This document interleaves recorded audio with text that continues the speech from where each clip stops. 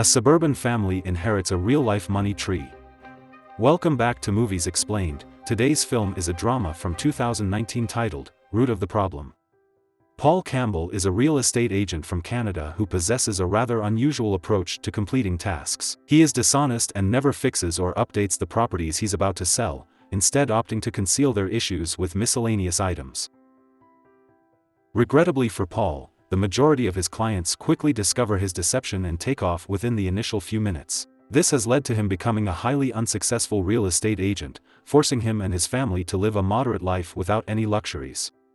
One day, after returning from work, Paul finds out that his uncle has passed away. Although he is heartbroken by the loss, he is also thrilled because his uncle was a wealthy man with no other family members. This implies that Paul will inherit his entire estate. However, upon meeting his uncle's attorney, he learns that the elderly man actually left all of his fortune to charity, leaving Paul with only a small plant.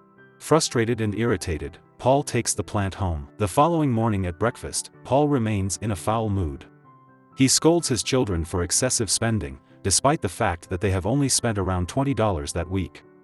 It is revealed that Paul has never provided them with an allowance, leading them to develop a growing dislike for him. After breakfast, Paul clears a storage room in his backyard and places the plant there. Although still upset with his uncle, he decides to show some respect by watering the plant. Astonishingly, a $100 bill emerges from it. Paul quickly plucks it out and looks at it in utter disbelief. He realizes that this is no ordinary plant, but a genuine money plant. As he tries to uncover more information about it, his family unexpectedly appears. However, instead of revealing his new discovery, he diverts the conversation and sends them away, clearly unwilling to let them in on the secret of the money plant. The next day, upon returning from work, Paul anxiously goes to the storage room to see if the plant has produced more money. To his delight, he finds thousands of dollars hanging from its branches. In this manner, Paul keeps collecting funds from the plant while simultaneously concealing it from his family. One day, an elderly man named Tim shows up at the door, asserting to be the best friend of Paul's late uncle. He asks for a modest contribution to his organization, and Paul, feeling particularly generous, writes him a check for $1,000.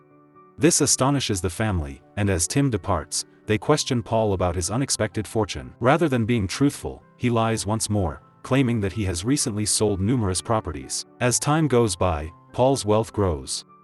He starts donning designer attire, discarding his tattered clothing. He also provides each of his children $200 as spending money, creating a joyful atmosphere in the home for the first time in years. In the following scene, Paul is a completely transformed man. He is no longer concerned with small amounts of money and constantly searches for ways to spend more. On one occasion, he acquires a costly lawnmower despite his home having a minimal garden. When his coworker Jack mocks his old car, Paul angrily purchases a sports car. However, paying in cash arouses the car dealer's suspicion. Convinced that Paul is involved in unlawful activities, he promptly alerts the police. Detective Miller arrives and gathers all available information from the dealer. Connecting the dots, she concludes that Paul is engaged in illegal affairs and makes it her goal to catch him in the act. Meanwhile, Paul displays his pricey car to Jack at work. When asked how he could afford it, Paul claims his late uncle left him a sizable inheritance. He then heads home to surprise his family with the new car. While the children are thrilled, his wife, Grace, becomes suspicious. She asks Paul to reveal the truth about his income, but he disregards her request. Over the following days, Grace persists in questioning him, but Paul always manages to evade her. This leads to minor disputes between the couple. One day, Tim reappears, seeking another donation. However, Paul, in a foul mood, dismisses him harshly. After Paul departs for work, Detective Miller visits the house and questions Grace. Despite their recent disagreements, Grace defends her husband, describing him as an honest, hardworking real estate agent who has never engaged in illegal activities. Detective Miller, realizing she will not receive assistance from Paul's family, takes matters into her own hands. She investigates Paul's background and discovers he hasn't closed a single deal in the past month, further confirming her suspicions.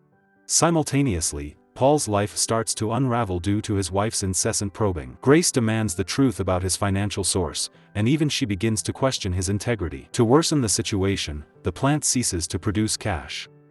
Believing he has been hexed, Paul distributes money to anyone who might harbor ill feelings toward him. He visits Tim's office and presents a substantial donation, hoping to break the curse and restore his plan. Tim, moved by the real estate agent's gesture, imparts some sage advice. He encourages Paul to use his wealth to help those less fortunate, asserting it will lead to happiness and fulfillment.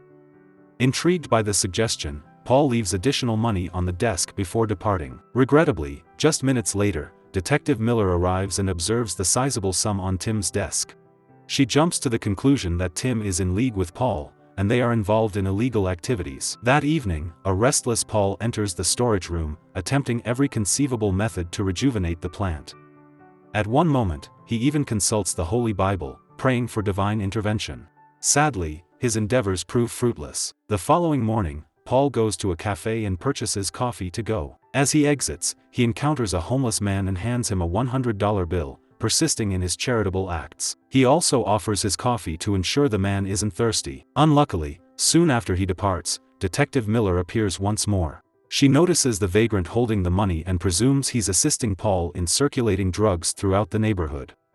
Consequently, she detains him without allowing him a chance to explain himself. In another part of the story, we find out that Paul was meant to be at his son's crucial football game, but as always, he exited the house without notifying anyone. His son is now deeply upset and resentful. At the moment, Grace is making every effort to get in touch with Paul, but he keeps ignoring her calls. When all else fails, she and her daughter, Carrie, go to Paul's workplace in search of him. The building is dim and dreary, with no employees in sight. As Carrie steps into a suspicious-looking room, she unintentionally falls through a hole that had been concealed by a fabric. Apparently, Paul was supposed to repair it but chose to hide it to save time.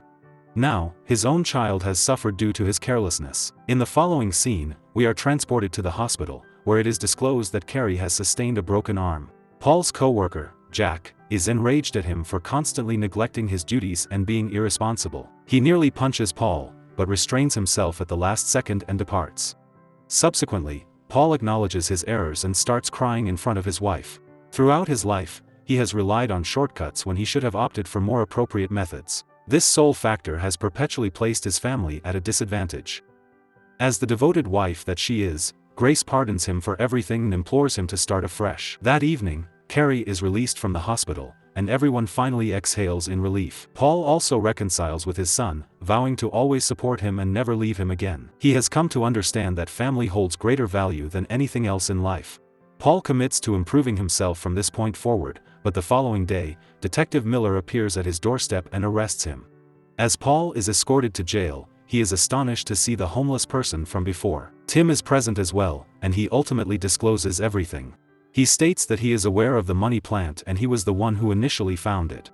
When Paul's uncle faced difficult times, Tim offered him the money plant, believing it would alleviate his troubles. Contrarily, the situation worsened. The increased wealth led to greater greed, and Paul's uncle plunged into a more perilous abyss of despair. However, through guidance and therapy, he transformed his life completely. He began utilizing his fortune to assist those in need, which ultimately brought him happiness.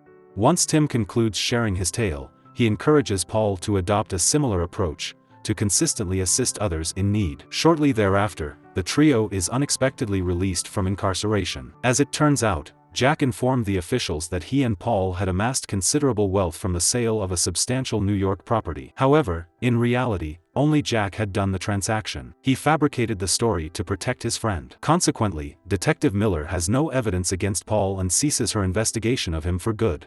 The next day, Tim's foundation hosts a modest event, and Paul's family is invited. The gathering is revealed to be for children who are orphaned. Tim had been gathering donations to sustain his initiative. Before long, Paul is invited on stage, and drawing from his recent experiences, he gives a moving address.